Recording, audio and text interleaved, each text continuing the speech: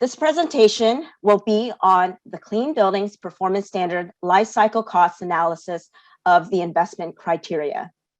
This training was developed for industry professionals with experience in energy conservation projects for existing buildings. The Lifecycle Cost Analysis tool is fairly intuitive. However, much of the content and clean buildings requirements covered in this training requires a reasonable proficiency in designing building improvement projects. So this slide represents our agency's purpose, which is to strengthen communities. Commerce touches every aspect of community and economic development. So this is the Clean Buildings team. Our program falls under the Department of Commerce Energy Division. So your presenters will be Luke Howard, our building performance specialist, and Greg Rock, one of the creators of the tool. This training will go for about 1.5 hours with an optional and additional 30 minutes of Q&A.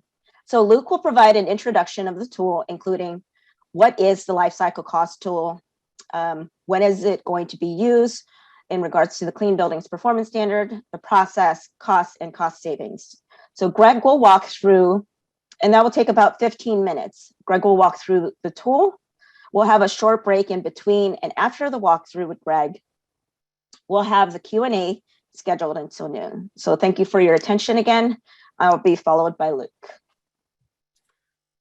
Thank you, Monica, and thank everybody for joining us today. This tool, also known as the Investment Criteria Tool, Form 8, or the LCCA tool, is based on the National Institute of Standards and Technology, NIST, Lifecycle Costs, Lifecycle Costing Manual Handbook 135. So there are various LCCA tools in existence. This tool was developed from the Office of Financial Management's LCCA tool with specific amendments to cover the requirements of the Clean Buildings Performance Standards investment criteria, so normative Annex X. So this tool would be used whenever pursuing the investment criteria of the standard. It was developed to evaluate the cost effectiveness of energy efficiency measures identified by an ASHRAE Level II energy audit in the development of an optimized bundle of cost-effective energy efficiency measures in accordance with the investment criteria of normative Annex X, as I previously alluded to. The lifecycle cost analysis is best suited for personnel knowledgeable of the building energy audit results and bids for energy efficiency work identified by the audit. So a few important terms to familiarize oneself with. The optimized bundle is the collection of energy efficiency measures that result in maximized energy savings while remaining cost-effective as evaluated by the LCCA tool in accordance with the investment criteria of normative Annex X.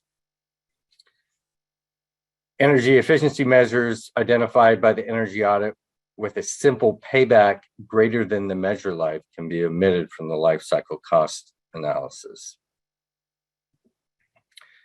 Phase implementation is the allowance for a delay in implementation of identified cost-effective system or equipment energy efficiency measures when such EEMs have not reached the end of their useful life.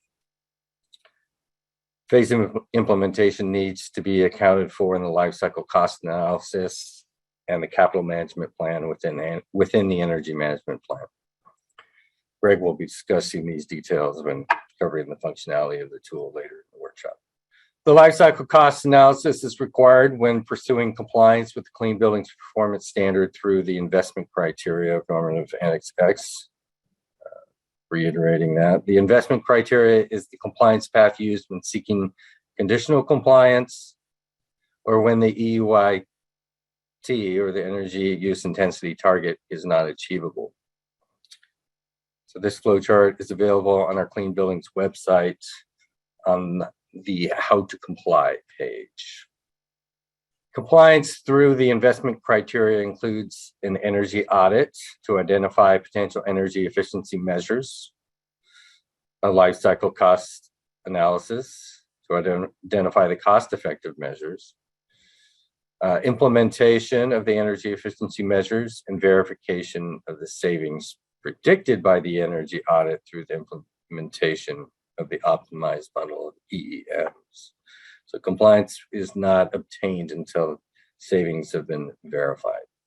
So start by conducting an ASHRAE Level II energy audit. Evaluate a comprehensive list of individual EEMs using simple payback as the screening criteria, as I discussed earlier. Individual EEMs determined to have a simple payback that is greater than the EEM's useful life may be excluded from further consideration. So no need to throw them through the life cycle cost analysis if the payback is not within the useful life of the measure. Next, perform a life cycle cost analysis using the results of the energy audit to identify an optimized bundle of EEMs that provides maximum energy savings without resulting in a savings to investment ratio of less than 1. Individual measures that do not meet the life cycle cost test may be excluded from the implementation plan if they are not integral to the implementation of other cost-effective measures in the bundle. Form F, again, the life cycle cost analysis tool, shall be submitted to the Commerce with other required compliance documents in order to document compliance through the investment criteria of the standard. The life cycle cost analysis may include phased implementation such that the building owner is not required to replace a system or equipment before the end of its system or equipment's useful life. Again, Greg will cover how to include that in the life cycle cost analysis later on in the program. Costs and cost savings. So costs and cost savings of recommended energy efficiency measures are based on sections 5.4.8.1, 5.5.2, and 5.5.3 of ASHRAE Standard 211. As highlighted in this slide, and as modified in section X 3.1.1 of the Clean Buildings Performance Standard. So costs and cost savings shall be obtained from a vendor. Similar projects no greater than a year old, or other cost methods approved by the owner's representative. So measure costs can include material costs, labor costs, design fees, construction management, site-specific installation factors, permits, temporary services, testing, adjusting and balancing, utility service upgrades, verification, commissioning, taxes, profit, and any additional adjustments that significantly impact the cost estimates of the energy efficiency measures. This is all laid out in X 3.1.1. The LCCA shall be conducted for a time frame that spans at a minimum, the life of the measure with the longest service life, useful life, and shall include the following: annual energy costs, escalation rates, discount rates, tax credits and deductions, cash incentives, grants and rebates, expected periodic replacements, estimated recurring non-energy costs, contingency funds not to exceed 5%, and water and sewer savings from energy efficiency measures.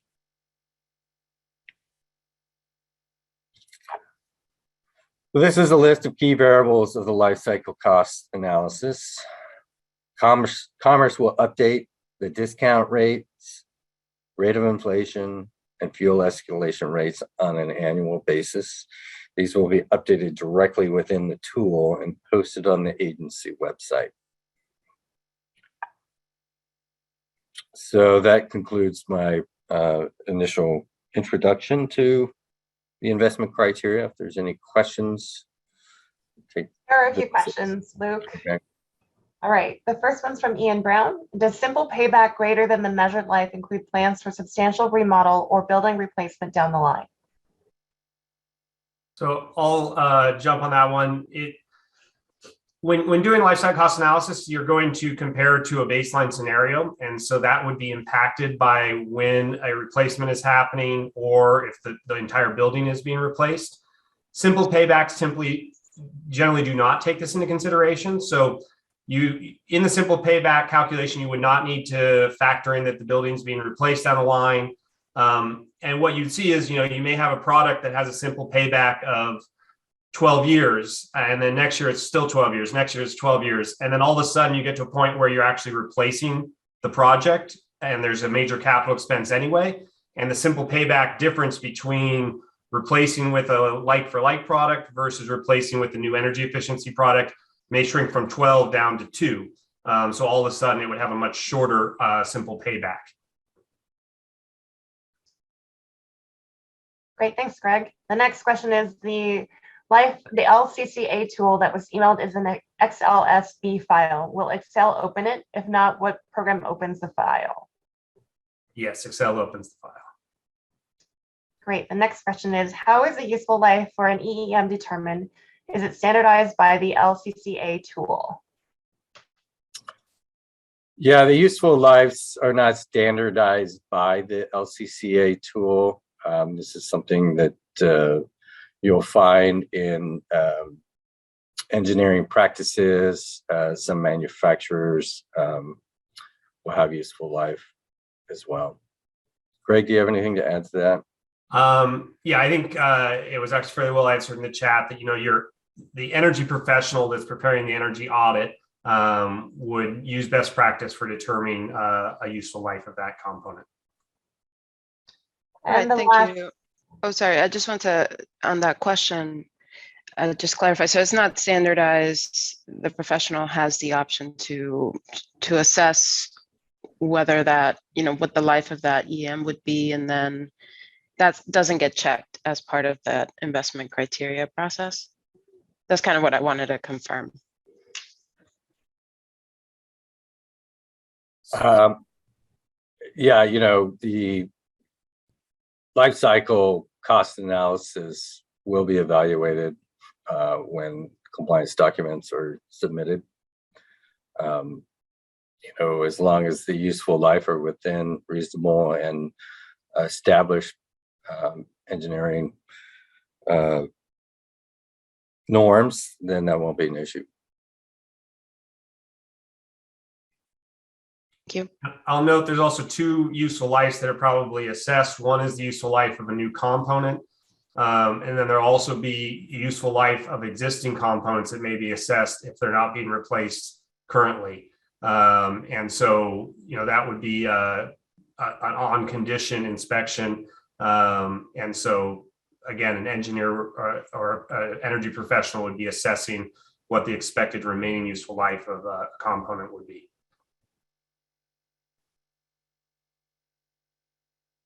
Thanks. Next question is, please discuss current negative net discount rate due to high inflation and low discount, in parentheses, interest/bond rate.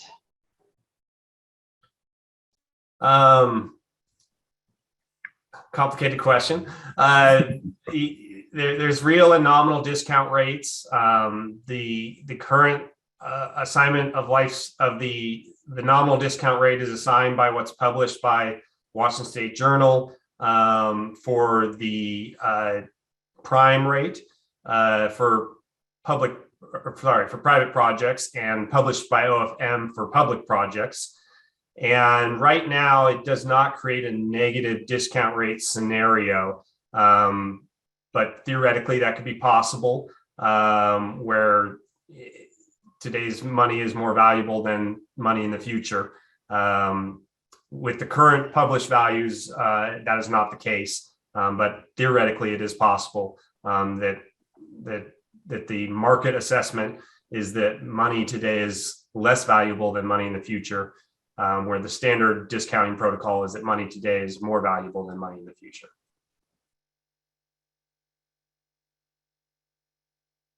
Next question, is the LCCA tool still required if using the exemption from section X 2.1?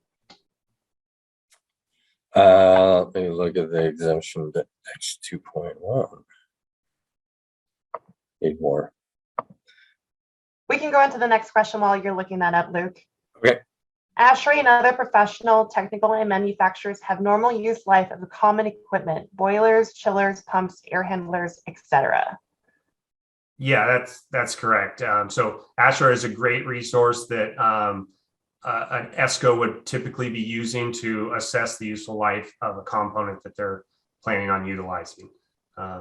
Commerce is not currently requiring a specific standard, but is expecting them to pull on resources like ASHRAE.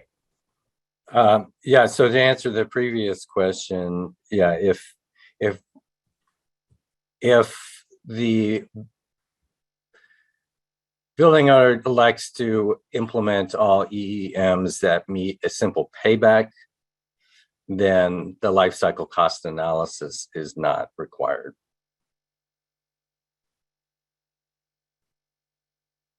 I hope that answers the question. I think it's important to remember that, you know, doing this life cycle cost analysis is really far down the road. If you meet your energy use intensity, you don't need to do any of this. If, you know, this is for people who are saying that they cannot meet the energy target and they don't want to implement all of the items that are identified in their energy audit, and they're going to show that certain energy efficiency measures would not be cost effective for them to implement. Going back to the question from Doug Smith, Doug, you attached in the chat there a link. I invite you to come off mute if you would like to discuss that further. Oh yeah, that's just you know, ASHRAE has a very commonly used list of, you know, the top 30 or 40, you know, pumps, boilers, chillers, furnaces, and so forth. And that's just a link to HVACeng.com. That's just they've extracted that from you know, from ASHRAE. So just take a look at that, and there's other versions of that. Just a handy tool. That's it. Thanks, Doug. There are no further questions at this time. Great. Okay, well, I will launch into the more formal training of how to use the tool. For a quick background, my name is Greg Rock. I'm an energy engineer, actually a former employee of Commerce. Back in 2015, I designed the initial life cycle cost analysis tool under contract for OFM. It's been being used for 6-7 years for capital improvement projects, code reviews, and other things. And so when this new bill was passed, I've been contracted to help kind of build a tool that is a little more user-friendly to make it quick and easy for people to comply with the Annex X form requirements if they are going with an economic exemption. And so today I'm going to walk through essentially how you would use this new Annex tool input. It's maybe important to note that all of this tool is doing is inputting data into the existing lifecycle cost analysis tool. So it's a form used to just input data into the pre-existing OFM lifecycle cost analysis tool. And at a very high level, just so people understand what is lifecycle cost analysis, this is a mathematical process for basically comparing the upfront capital costs of a project compared to the long-term energy and maintenance savings associated with a potential energy saving measure. And so, you know, and doing that while taking into account the time value of money. And so a very simplistic example is a light bulb. You could buy an incandescent light bulb today. It would be much cheaper than buying an LED light bulb. However, if you look at the energy costs and the replacement costs associated with running one light bulb versus the other over a 20-year period, you would find that the LED light bulb would actually have a much lower economic cost to you compared to the incandescent light bulb, even though it was a more expensive capital cost to acquire. And the same methodology can be applied to many different energy saving, water saving, and other types of measures. So with that, I'm going to jump into a screen share. And this first page, I'm just showing you the data that we're going to be working with today. You certainly would be getting this in a different format when you get your energy audit done, but this is an example of some of the data that you likely would see after your energy audit's been complete. So you probably know what your electric prices are. We're going to look at basically 4 measures in the first example. So one is a fan wall retrofit unit costing about $696,000. It's got a 30-year measure life. We spent a lot of time talking about useful life. That's the measure life. And it's going to create these electric savings, both in kilowatt hours and dollar savings, as well as natural gas savings in therms and dollars. It has been assessed to have basically half of its life consumed. So it has an end of life that's coming in 15 years, regardless of whether we replace it today. We're also going to look at a volume reduction measure. Again, has some savings. It's going to last the life of the study. We're showing the simple payback, the energy savings, a control upgrade unit. So we're spending money to upgrade a control unit, a shorter measure life, as well as we're going to look at a lighting retrofit of T12s up to T8. One that's kind of a larger package that goes across the entire building and has pretty good simple payback. It's energy savings. Then later on, we'll also look at an additional lighting upgrade that's in a smaller space and also is in a space that's utilized much less. So there's less energy savings associated with that upgrade. So it has a longer payback of 16 years.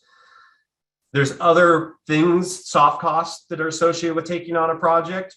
So we're going to assume these soft costs of commissioning, engineering, project management, permits, measurement verification, and contingency.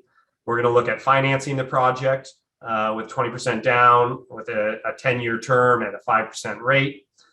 And then we're also going to assume that we're getting a cash grant. We're going to look at a scenario where potentially we're getting carbon credits. So maybe those are a $5,000 per year credit that's not going to start until the year 2025, and it's going to continue for 15 years into the future, as a hypothetical example. And then we're going to assume that we're recommissioning the building, and we're going to assume that basically whether we improve the building or not, we have similar recommissioning costs, and we should be doing that at least every 4 years, but we're going to model 4 years. We're going to assume the maintenance of the baseline condition is about $16,000 per year on this building, and it would go down if we replace it with more modern equipment to $10,000. And so that kind of gives you a sense of some of the data. The one thing that you may not receive or is very clear in your energy audit, but certainly your ESCO will have the information for them to be able to produce their original calculations, is what is the costs associated with maintaining the existing equipment. And so the baseline is not, oh, I'm never going to have to spend any money on my building. The baseline is, some point that fan wall is going to need to be replaced. We may not need to spend the $696,000 on a replacement.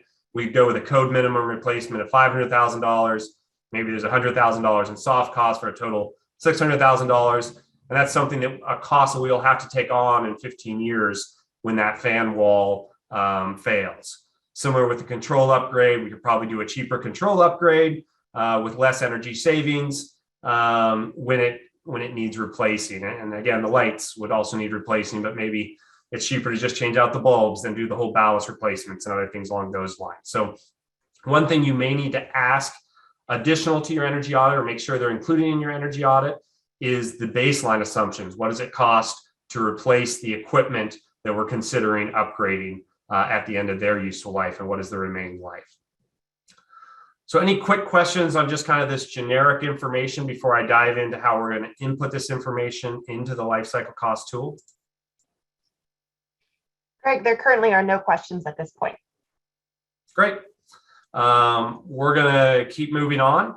So when you open your Annex X life cycle cost input tool, it's going to kind of prompt you with a getting started page. This has got some basic instructions. So if you're trying to figure out the tool on your own, this will give you kind of some guidance on how to get through that. We're going to move on to the general information tab. And this, as described, is kind of where you put in the general information about your project. So you probably have some ways that you identify the project, the name, What is the square footage? It's going to be important that you include the gross floor area, as this is.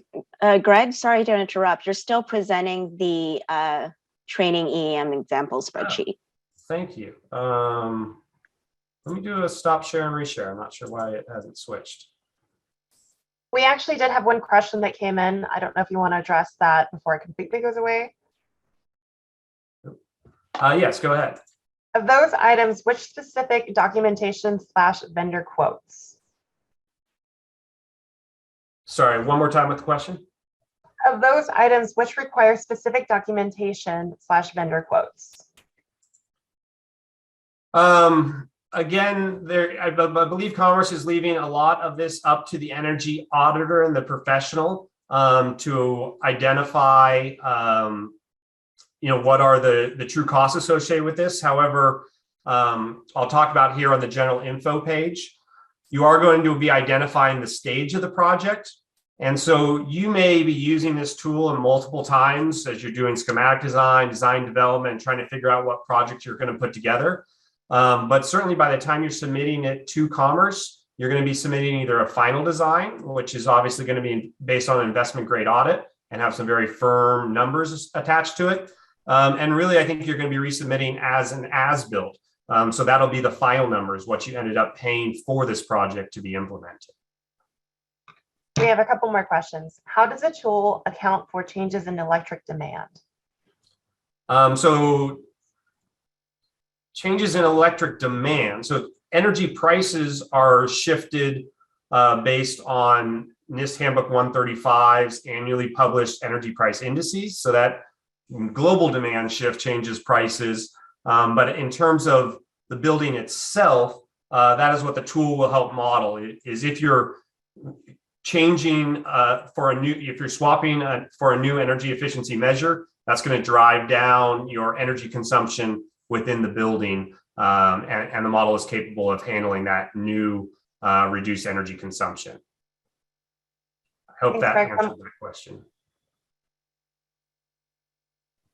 One more question. Would a third-party report satisfy the LCA required for Commerce in lieu of using this tool as part of an ESCO or designed by an engineer? Now, the format this tool is required when complying with the investment criteria of the standard. Okay, hopefully everyone is now seeing the correct screen share. Sorry about that. This is the getting started page I told you about that you would generally start with. It's got some instructions. We're going to move to the general info tab. This is where you'd include information like your project name, address, where it's located. You're certainly going to want to include the building gross flow or area. That's what is utilized for calculating your EUI. You will see throughout the tool these little red tabs. They'll give a little bit more information about a specific detail if you're interested. I talked about the fact that we're going to list the project phase, and again, you may use this tool multiple times to kind of hone in on what you're planning on doing, but eventually be submitting an as-built on what you actually did.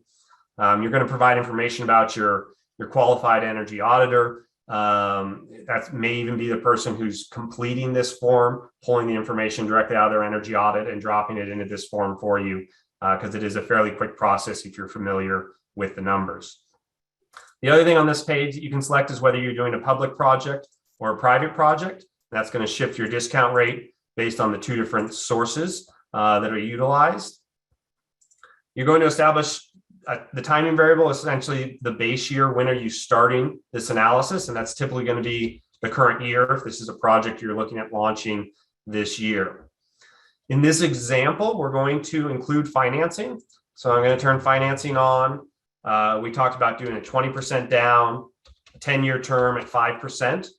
It's going to flag for you that all alternatives should have equal financing assumptions. So we're not going to compare financing all of these improvements now, but not assume that we would finance the replacements that are needed when the baseline equipment fails. So if you're including financing, you should include it in both scenarios, the baseline replacing essentially like for like, as well as the alternative, moving on to energy efficiency measures. And so that kind of completes the information that you would need to fill in on the general information page. We're now going to go to the Annex X tab, and this is where we're going to input all the hard and soft costs associated with implementing the energy efficient bundle and look at the costs associated with operating the building in the baseline scenario. And we're actually going to start with the energy efficiency bundle because that can kind of inform what details we need to include in the baseline. So one of the most important questions is, what is the useful life of the equipment in your bundle that has the longest measure life? And this essentially, according to the energy use standard, establishes the length of the study period. And so for us, that was the fan wall retrofit unit, and it has a 30-year useful life, and that's going to establish the study period. Study periods can be 30, 50, 60 years long. And at the end of a life cycle cost analysis, any equipment that has not completely delivered its useful life is applied a residual value. So the length of the study period is fairly insignificant on the impact of the net present savings that are calculated, so long as that residual value is included, which the tool automatically does for you. But we're going to continue on now. We've established the study period that we're going to look at. And now we're going to start filling in information, starting with what is the actual capital cost associated with that longest life measure. And so for us, that was the HVAC fan wall retrofit, and it cost $696,336 to install. We're not going to delay that installation right now. We're going to just look at making all of the cost-effective improvements immediately, even though some of our components have not yet reached the end of their useful life. We can go on then and look at some of the soft costs, and all of the soft cost category are applied to the entire study period. So these are the soft costs associated with implementing the entire bundle of measures. And the soft costs that we identified in this example is that we're going to have $25,000 in commissioning costs. We're going to have $75,000 in design fees, $60,000 in construction management, $7,500 in permits. We've got $30,000 in measurement and verification, and we are retaining a $50,000 contingency budget, which is pretty close to the max allowable of 5%. So that includes the entry of the soft costs. And now we're going to input the data about the other measures that we're looking to include that have a different useful life than the component that had the longest useful life that was establishing the study period. So the first one is the volume reduction. So the HVAC volume reduction is a cost of $92,682.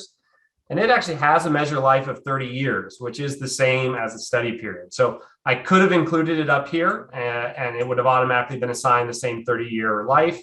But in this case, I'm going to include it down here just as a separate measure. But those could be bundled together since they have the same useful life. The next item is the control upgrade. So that's $87,543. And it has a measure life of 15 years. And we're looking at that right now. We're just going to look at that first big energy efficient lighting retrofit package that had a 6-year simple payback.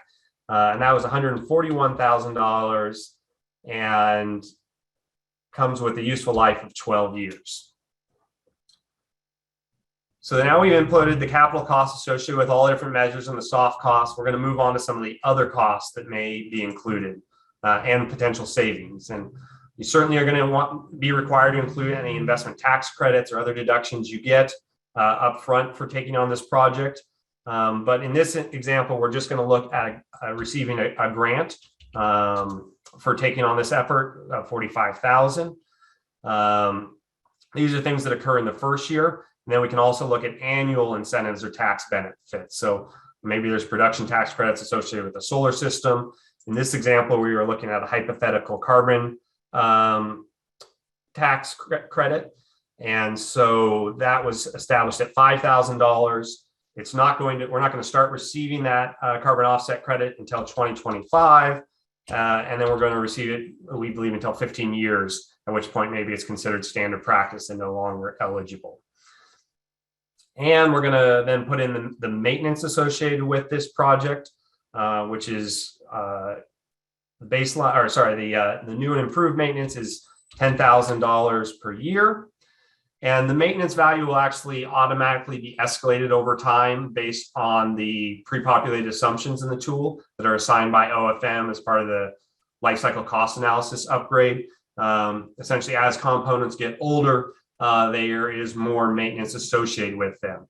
Another thing that's maybe important to mention is we're entering all of this information as constant dollars. So that's in today's 2020 dollars. And the tool itself will take into consideration inflation and how that's impacting the future cost of these components. So you just need to think about what everything costs today when you're inputting it into the tool. Then we have another option for periodic major maintenances. And so these are items that don't occur in the first year. So they're not part of the construction project, but they're going to occur on a reoccurring basis afterwards. So one of those is recommissioning. And we said that it's going to cost $20,000 to recommission the building every 4 years. So now we've basically completed our modeling of all of the data that we need for assessing the new energy efficiency measure, a bundle of energy efficiency measures. So now we're going to go back and take a look at what we need to do for the baseline, to establish the baseline.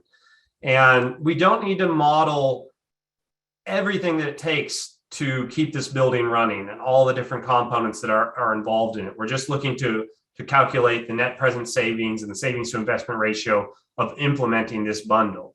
And so once we've identified the measures that we're going to implement in the bundle, those are also the measures that we're going to need to analyze within the baseline and establish what their replacement schedule and replacement cost would be. And so those are the 4 units that measures that we looked at before, but now we're replacing with a code minimum rather than the more efficient option that's identified in the EEM bundle. And so if we look at a code minimum replacement for the fan wall retrofit, including the soft costs, so this is all kind of combined into one, that's $600,000. It has the same 30-year life. And now we do need to enter what is the remaining life of the existing component. So this component has a 15-year remaining life before it's going to need to be replaced. As we go on to the volume reduction, well, there isn't really any cost in the baseline for continuing to run at the current volume or useful life. So we can just kind of leave that one blank.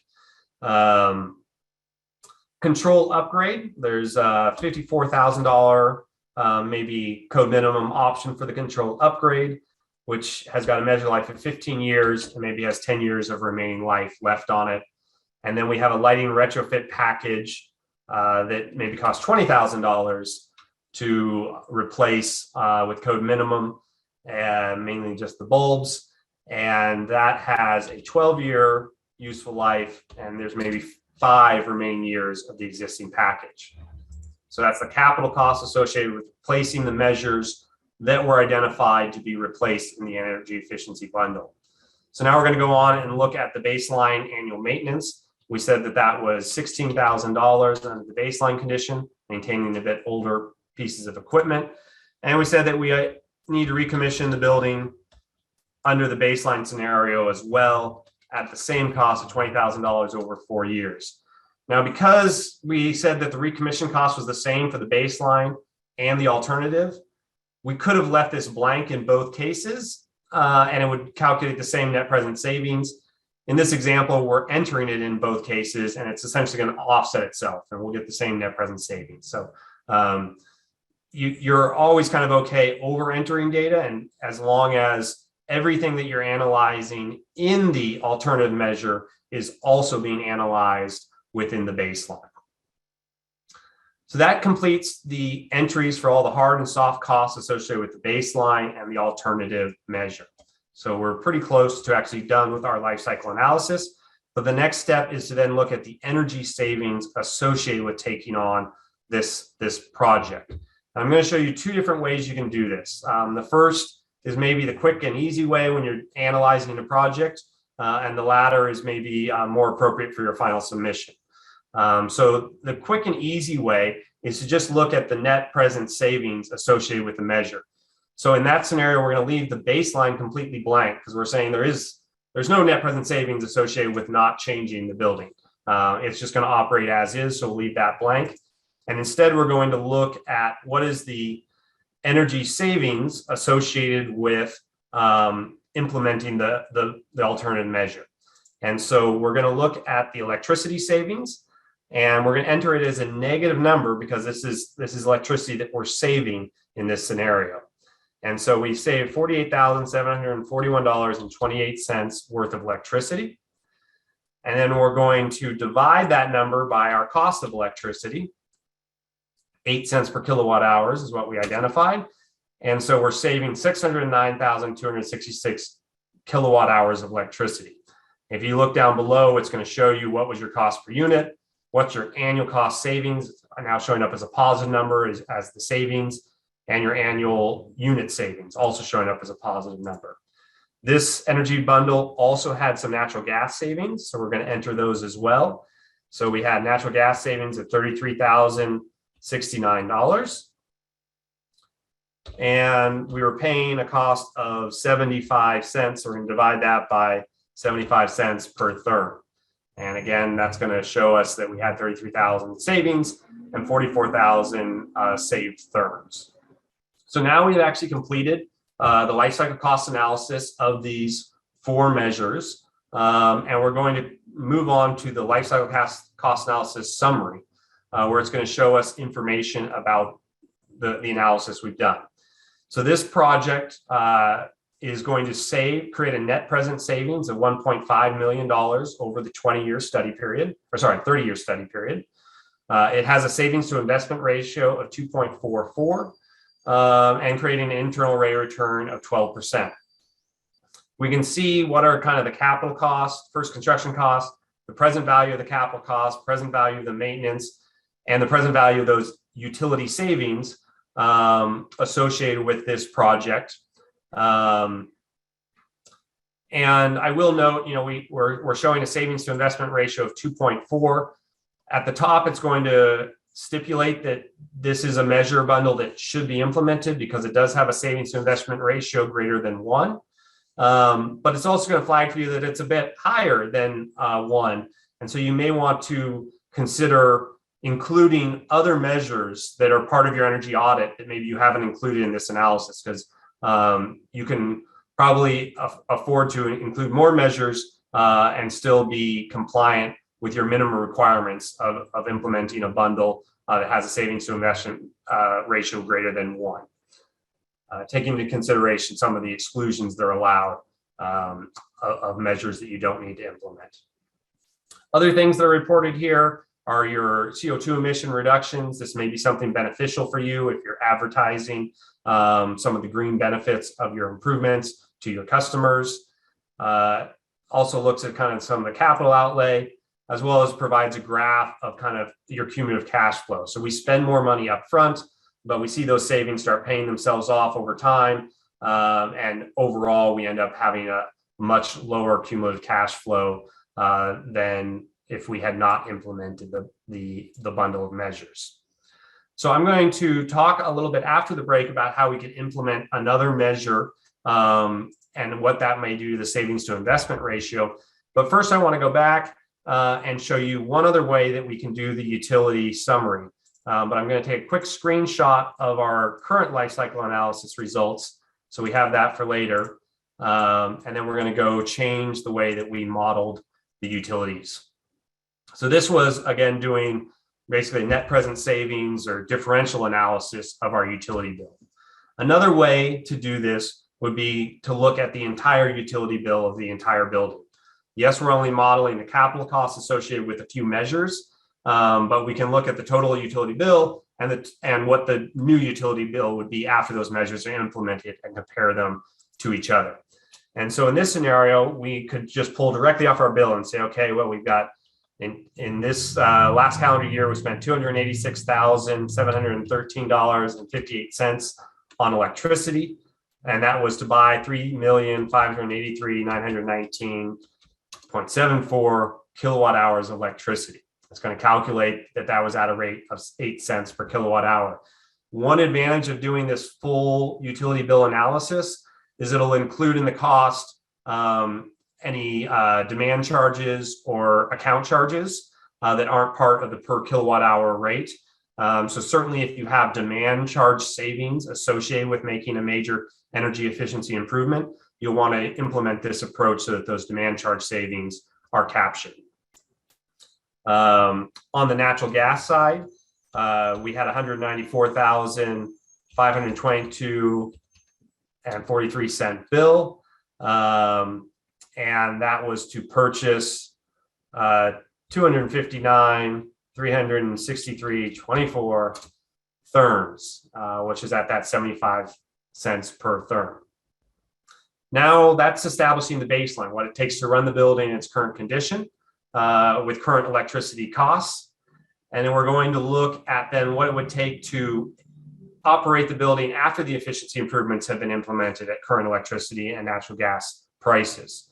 And so our energy audit may have dictated what our lower bill will be.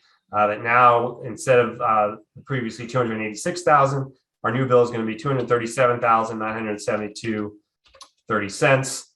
And I'm just going to calculate what the utility use is based on what our previous rate was. So dividing by the rate for that electricity will calculate the annual use. And our natural gas bill has gone down to $161,453.43.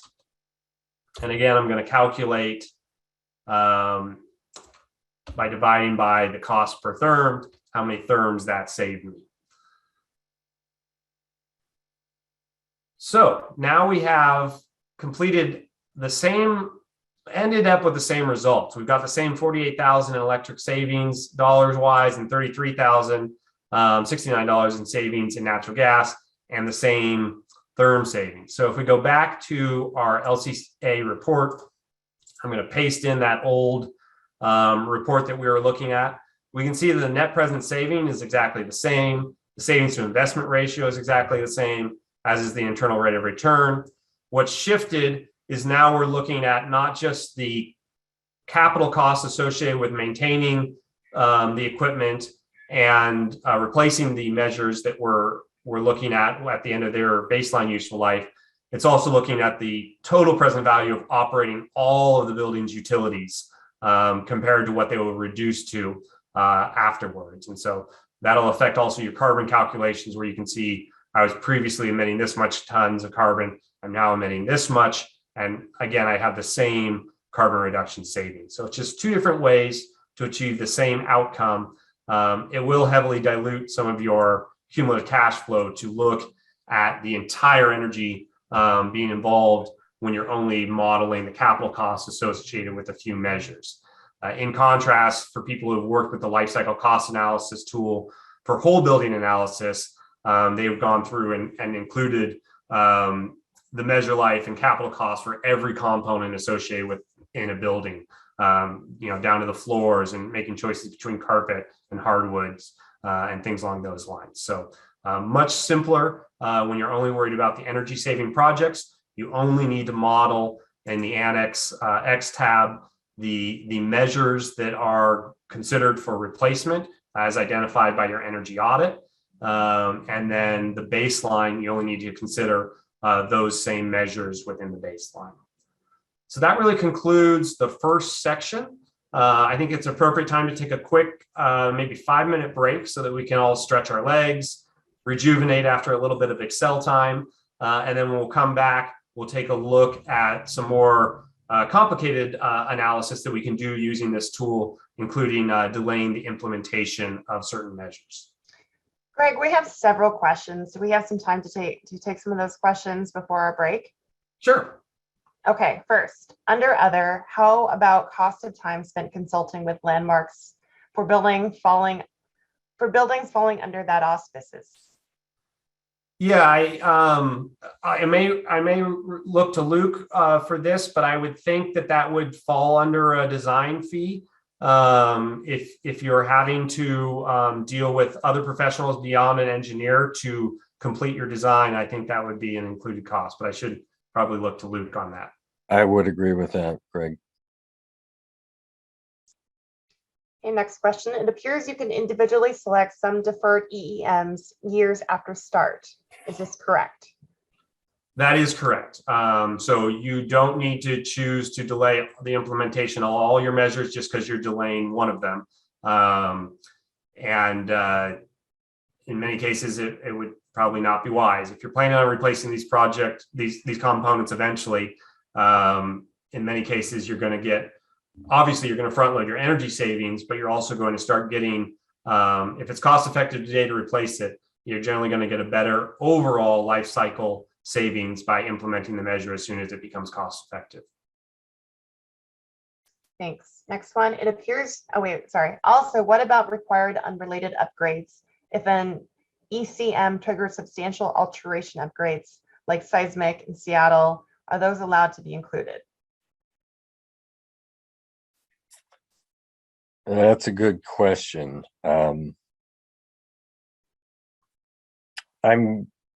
I think I'm going to have to put more thought into that and get back on that question. Greg, do you have anything to offer there?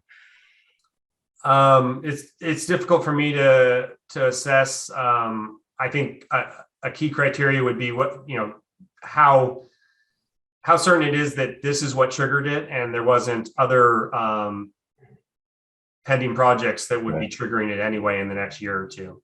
Right. I can take that question and answer it in more detail outside of this presentation. Luke, we can download that from the chat script. Great, thank you. Next question, permit costs by EEM, how to calculate. Total permit cost multiplied by the percent associated with EEM costs relative to total project cost. So in this case, we're just looking at the permit costs associated with the entire energy efficiency bundle. If you are taking on a bigger project as part of this, because you're doing construction and you want to do other efforts, I do think a cost-weighted pro-rationing of the permit cost would be appropriate. And if you're looking at the baseline and potentially needing permits for an individual measure and applying those soft costs to an individual measure, again, a cost-weighted average would be appropriate. A cost-weighted average pro-rationing of that permit cost would be appropriate. Next question, also for replacements far in the future, like controls, upgrades in 10 years, we just guess at inflation, or will Commerce be releasing those guidelines? So you don't need to make any inflation assumptions in how you enter information into the tool. It is a bit outdated because we haven't yet gotten our new release from OFM, but the tool itself factors in inflation, and it's really important that a standardized inflation rate is used for all of the different submissions.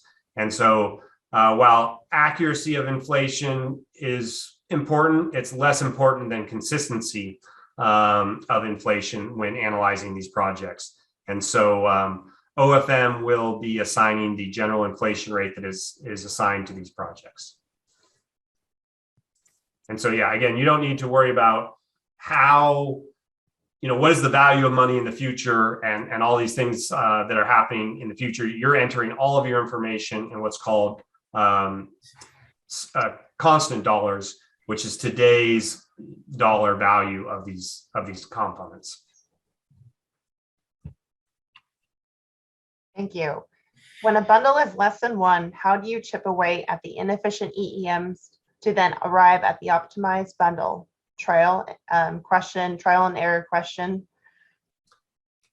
Yeah, so if you have it's basically in a perfect process, you're dropping in all of the energy efficiency measures that were identified in your energy audit. And that may drive your savings to investment ratio below 1. You're then going to want to, through trial and error, winnow down some of the projects to it gets to just above 1. And if you go well above 1, you've probably gone too far. There is some special exceptions, though, for people who are really not worried about maximizing their energy savings and getting good long-term cost effectiveness, but are really trying to minimize initial capital costs. So one of those is that they can exclude from consideration any measure that has a simple payback that is longer than its useful life.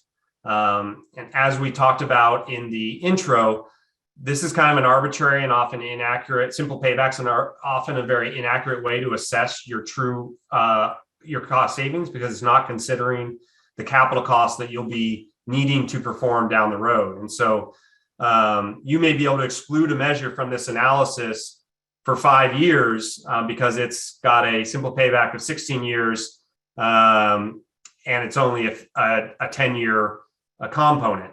But every year you get closer to that component needing to be replaced anyway, that simple payback calculation isn't going to change, so you can continue excluding it.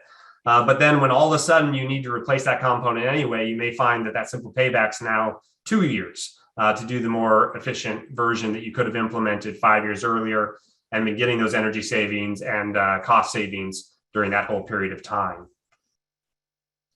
One more time with the question, make sure I fully answered that. Sure. So when a bundle is less than 1, how do you chip away at the inefficient EEMs to then arrive at the optimized bundle, trial and error?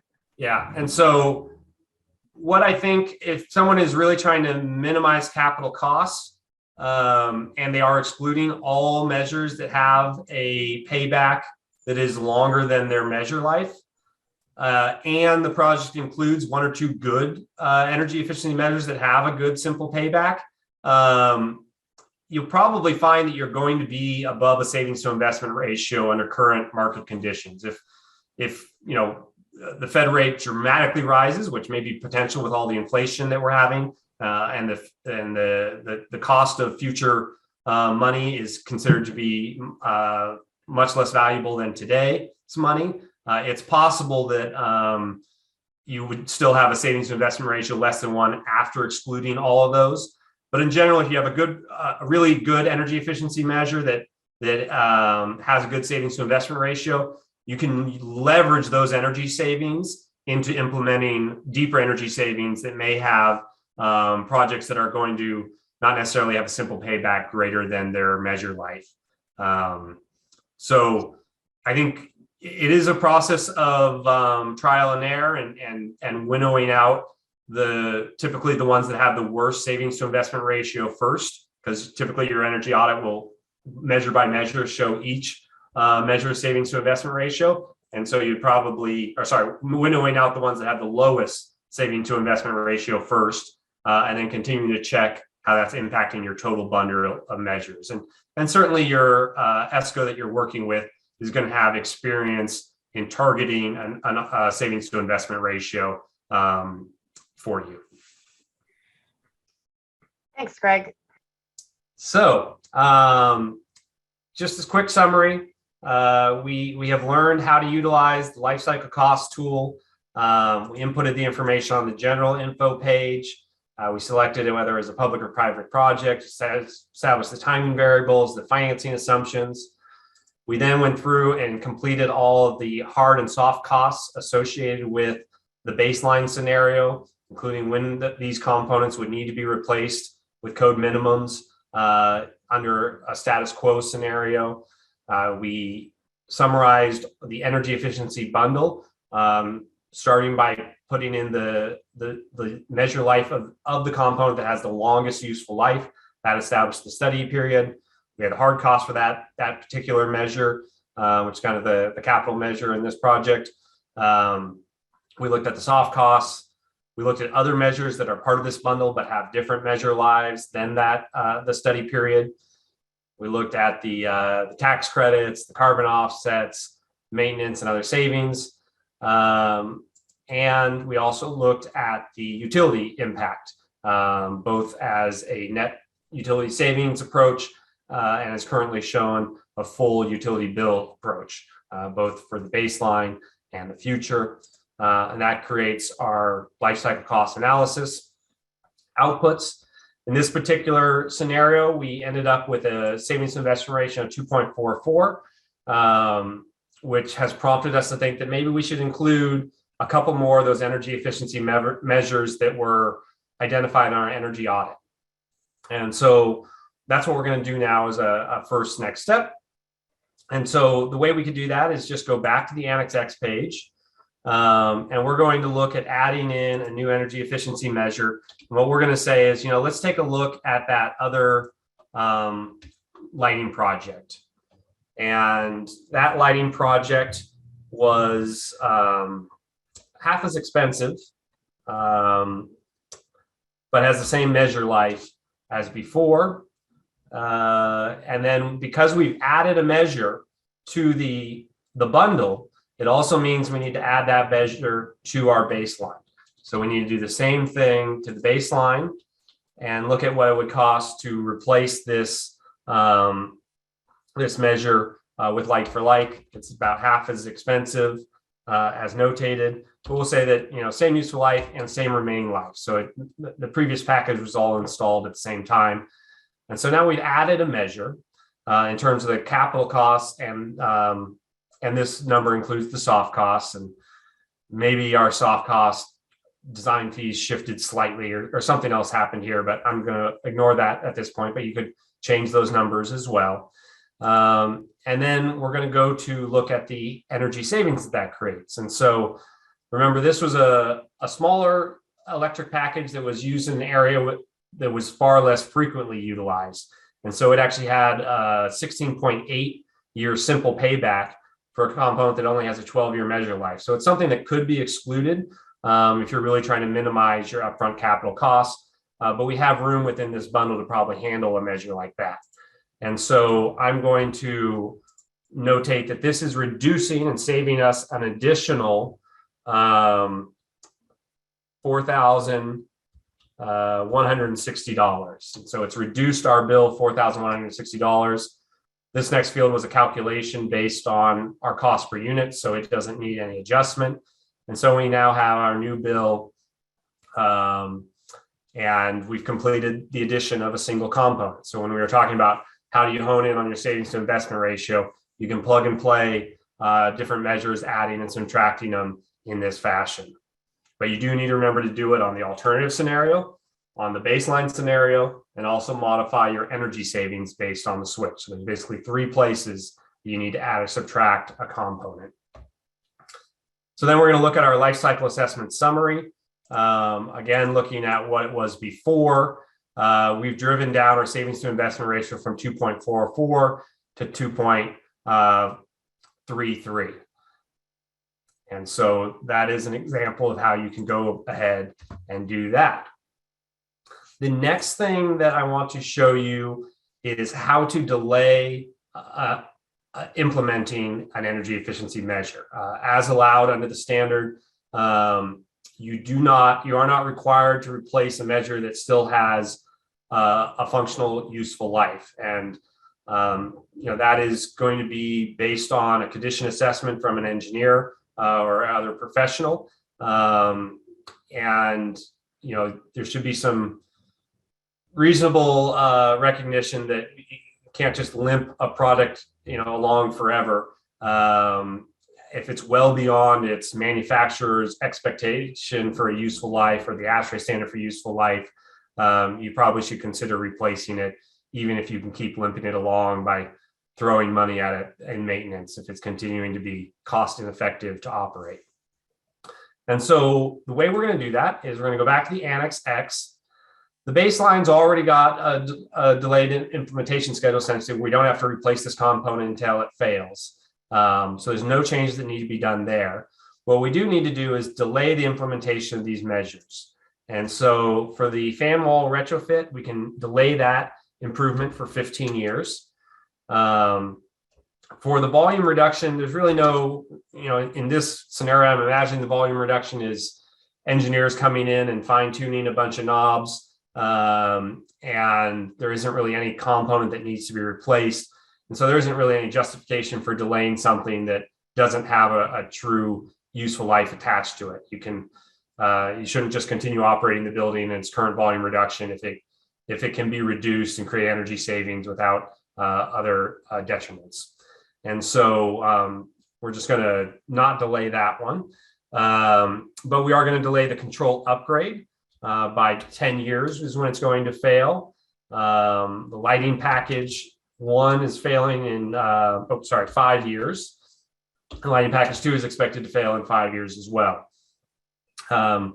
As noted earlier, we don't need to delay all of the measures just because we're delaying one of them. So we could choose to not delay the first lighting package because it's got some great energy savings and we want to start taking advantage of those right away.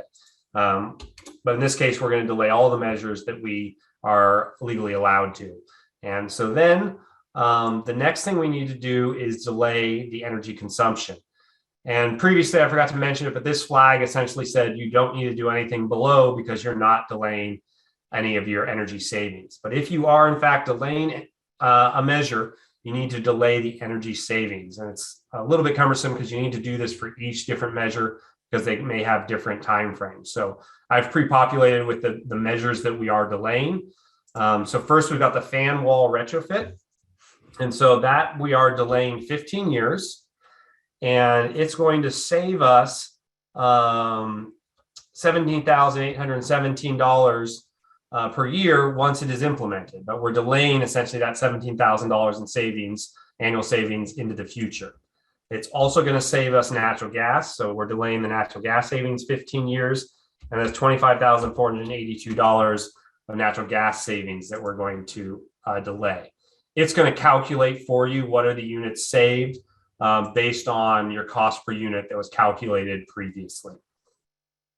As we go on to control upgrade, that unit we are delaying 10 years, and it is saving us $4,238 in electricity. And we're delaying the natural gas savings as well 10 years, and that's $4,890 in natural gas savings. And finally, we're going to look at lighting upgrades 1 and 2 together. We can bundle savings together if they have the same delay period. And so both are being delayed 5 years. And so the electric savings are $23,479 for bundle 1, plus $4,160 for bundle 2. And I'll remind you that you can always use Excel as your calculator. So you can directly input the number if you have it, or if you need to calculate something, you can calculate it directly in the field you're utilizing by typing equals first and then establishing the formula. So that's going to delay our savings for these 3 measures that we have delayed.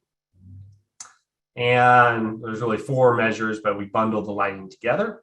And so now we have completed the process of delaying the implementation of all those measures that we didn't need to replace because they haven't yet failed. And so we can go back to the life cycle savings report.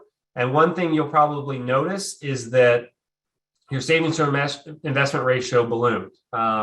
If you're not going to implement and take advantage of the energy savings right away, you're going to wait until you're forced to make a capital investment anyway, you're going to end up having a very high savings to investment ratio.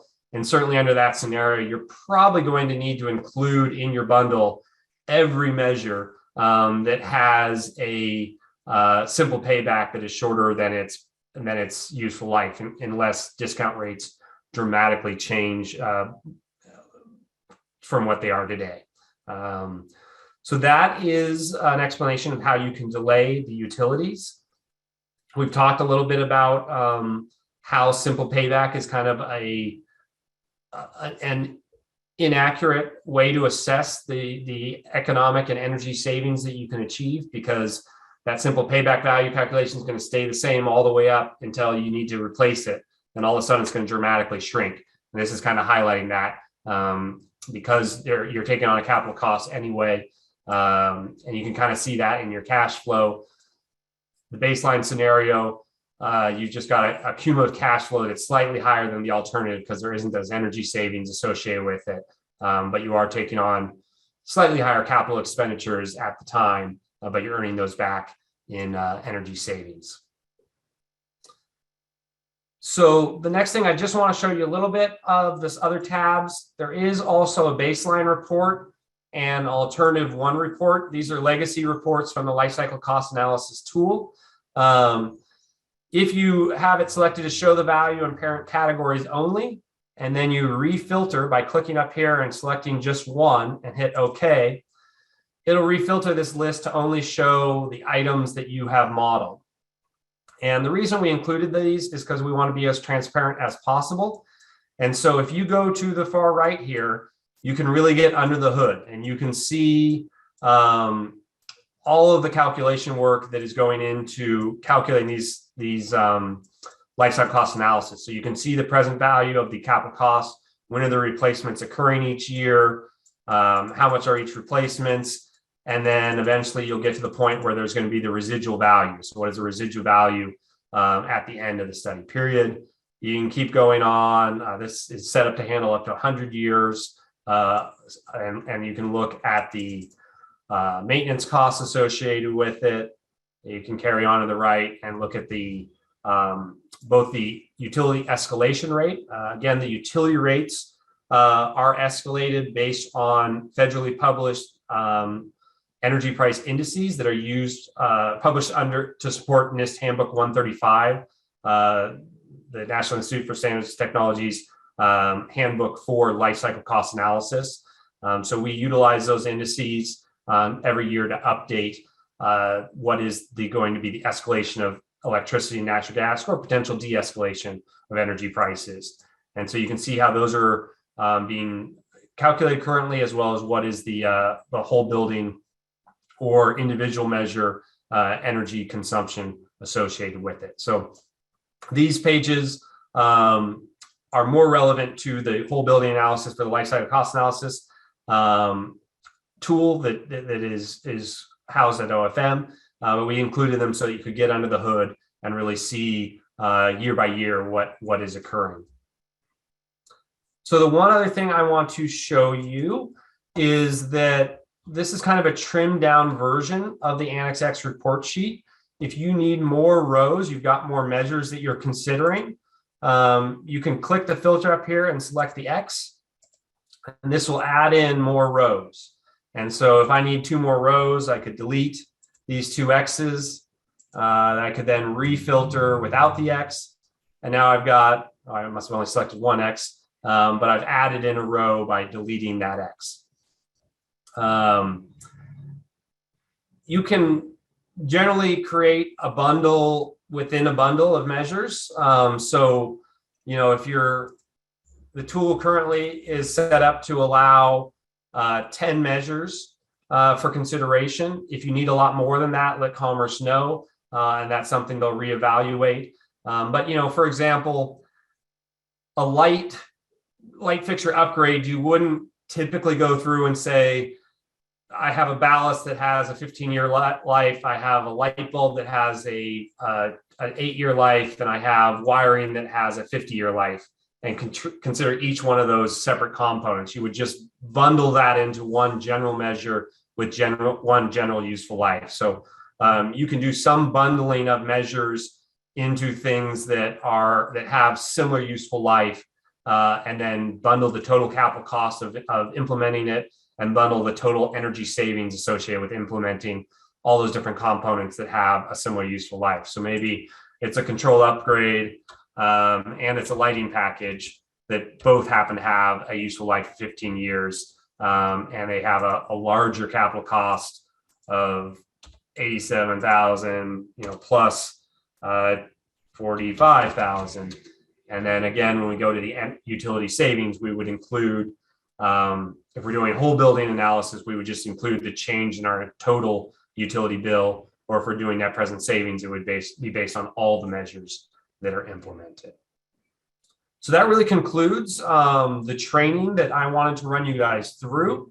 And now we really have the rest of this time available to us to dig into any other questions you may have. We can continue doing the chat process, but also people should feel free, once we get through some of the chat questions, to just kind of unmute. And it's always great to turn on your video and chime in directly with a verbal question. Thanks, Greg. So we'll go back to the chat.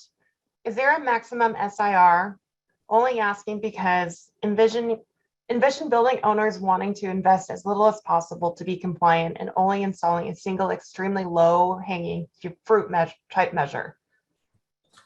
So there is no stipulated maximum on a savings to investment ratio. However, Commerce will be reviewing these submissions, and they will also previously in the process have received the energy audit. And so if the Annex X report sheet is showing a very high savings to investment ratio, it'll probably be a flag for them to look at the energy audit and figure out why more measures were not included. And if there's a logical reason, i.e. an acceptable reason due to the simple payback or the delayed implementation, they'll move on. But if there's a whole bunch of measures that had simple paybacks that were shorter than the measure life, and they were not included in the life cycle cost analysis, and it has a high savings to investment ratio, that would probably be a reason to kick the process back and request that they comply as instructed. Thanks. Can several typical LCCA tool examples, case studies, be provided on the Commerce Clean Buildings website if not already? Yeah, we don't currently have any examples on the website, but we will look into providing some examples for you. Good suggestion. Thanks, Luke. Can you get carbon credits for implementing these EEMs? Currently, there is not a process for receiving carbon credits in Washington State, but there's always a shifting landscape around both state policy and federal policy. So it was stipulated in the rules that we should allow for that capability. Thanks. Next one. As I understand, one reason for taking the investment criteria path is an EUI cannot be calculated, such as in-campus situations, where individual buildings are not metered in this case. Probably best to use the first approach showing energy savings only, negative numbers under alternative energy use. Otherwise, probably best to switch back to EUI/EUIT compliance. Yeah, I mean, I think you can always do it either way. If you have a campus that's all commonly metered and you're looking at running a life cycle cost analysis on multiple buildings simultaneously, you can do that with this tool. And you could do it by the total bill or by the net present savings for a measure. So really you could go either way.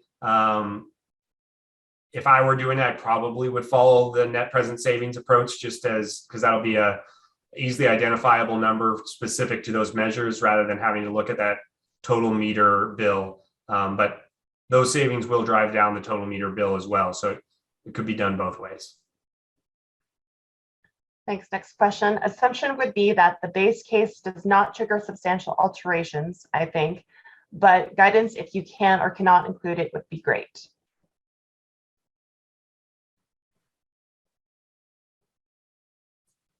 So I think that's similar to the question that was asked previously about, if the baseline scenario is not going to trigger a major cost associated with, maybe having to put in a sprinkler system or something else, but the bundle of energy efficiency measures is going to trigger an additional major cost. And I think Luke is continuing to think on how that will be handled within the rules.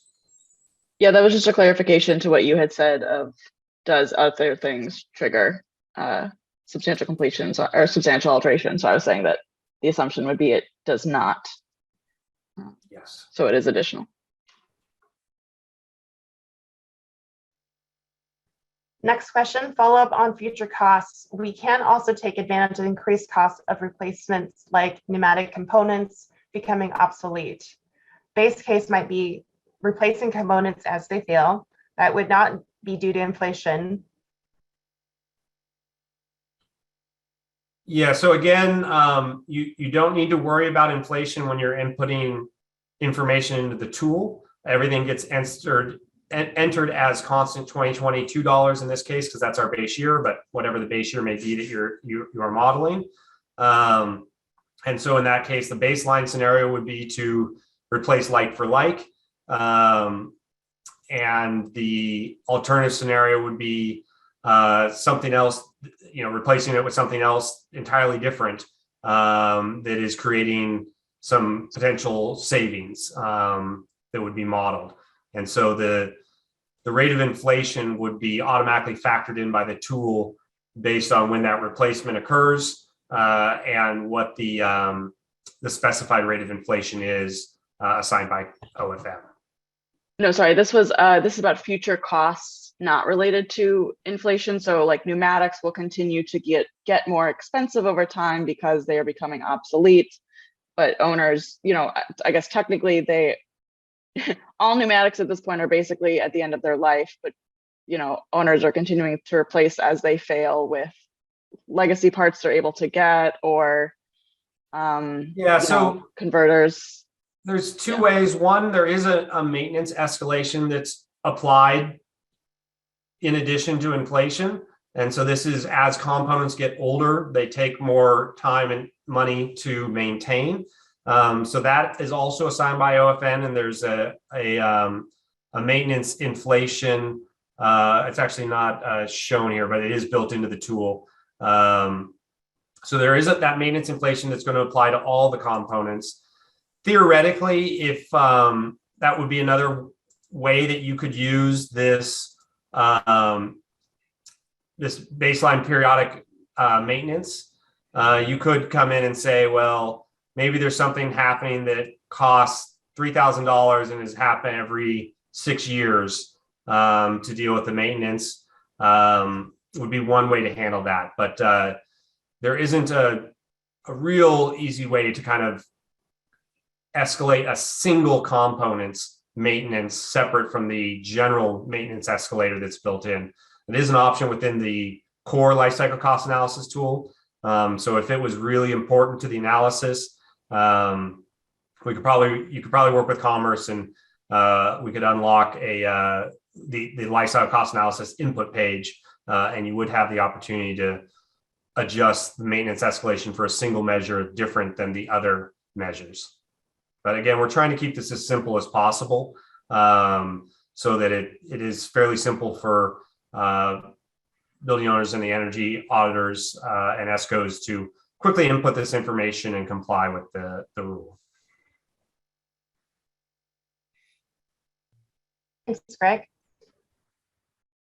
On the topic of future maintenance cost savings, do these include only staff reduction FTE savings and/or service contract reduction savings? If not, these savings may not be realized by an owner.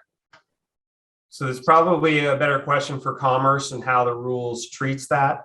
So I think I will I'll stay silent on that. Yeah, I'll have to look at that question again here. Give me a second. You want to go move on to the next question? Sure. Okay. And if that can't be answered at this moment, we can also make sure that we download the script and answer that question after the webinar. All right. So next question, thanks for noting code minimum on the baseline form. Is there a way to add notes or links to local code requirements, like the current Seattle Commercial Energy Code requirement for electric heat pump space heating for replacements? Yeah, so I should have mentioned that on the right here, there's a user work area, which we encourage you to show your assumptions. So you can drop in links here. You can, if you want to explain to us where you got the useful life, we'd love to know. If you're using ASHRAE or you're using another resource, if you want to drop in links about the cost data, any of that information, you could do line by line or a description and input in this user work area that's unlocked and accessible. Good question. Thanks for that example too, Greg. Per Doug's comment about upgrading or suggesting upgrades to LED, not T8s, Commerce should consider showing EEMs with standard or early adopter technology examples rather than legacy technology / minimum efficiency. Commerce is an influencer in the marketplace of solutions. I think that's a good suggestion. I had a limited supply of energy audits available to me, and I wanted to pull real numbers from energy audits. So that is the result of these examples. Certainly, as we get more submissions turned in, there would be a broader universe, or potentially we could work with an ESCO to work with some more cutting edge EEM examples. Thanks. Next question. Emissions by fuel type. What reference source is Commerce using in the LCCA tool? Is electricity emissions a statewide average? So emissions are fairly standardized for natural gas and oil and coal and those types of things. If you end up using those, and I should have noted that, you know, there's lots of different things that can go into our buildings and be used. Electricity is the one that's always a question mark, and the emission rate for electricity is based on the marginal additional electricity needed in the state as a result. So essentially the energy savings are going to reduce the marginal input. At the time that this model was last updated, natural gas was assumed to be the supply of marginal units of electricity. And so essentially it's based on a combined cycle gas turbine and the carbon footprint associated with operating that facility.